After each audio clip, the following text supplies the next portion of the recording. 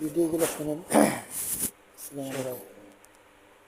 আপনি সুখে থাকতে জীবনে কে কতটুকু আপন এটা আপনি কখনো বিশ্বাস করতে পারবেন না।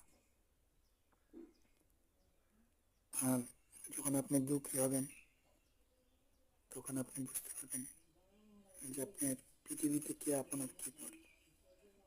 এটা হচ্ছে নিয়ম। যখন আমরা কারো খবর দিয়ে যাই 50-60 বছর পরে যদি কেউ এ জায়গায় বাড়ি বানায়, সে চিন্তাও করে এই জায়গায় একটা মানুষ মারা গেছে। কারণ আমি অনেক জায়গায় দেখছি এই কাহিনিগুলো।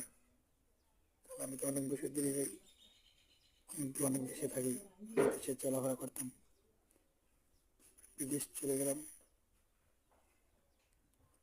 অসুস্থ হয়ে আবার দেশে আসলাম। তো এইটি হচ্ছে নিয়ম আর কি। শুক্রবার আজ নামাজ টামাজ পড়ে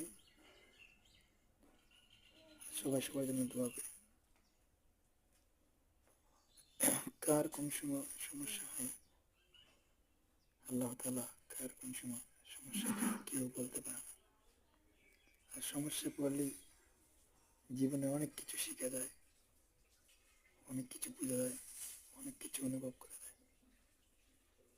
তো এটি হচ্ছে নিয়ম। সুখে থাকতে অনেক কিছু মানুষ ভুলে যায়। সবাই সবাই যেন দোয়া করবেন, আমার জন্য দোয়া করবেন। আল্লাহ তাআলা আমাকে বাঁচিয়ে রাখে, হাতগুলো সমস্যা রেডি করে দেয় যেন আবার চলতে পারি আপনাদের কাছে। কারণ আল্লাহ তাআলা আমাকে মেরে ফেলতে পারতেন, হয়তো মেরে যেতে পারতাম, কিন্তু আল্লাহ তাআলা আমাকে আবার জন্ম দিয়ে পৃথিবীতে পাঠিয়েছেন অনেক কিছু শেখার জন্য, অনেক কিছু দেখার জন্য। তাই সবাই সবার জন্য দোয়া করবো। কেউ কারো পর হতে চাই না, কারো ক্ষতি করতে চাই না।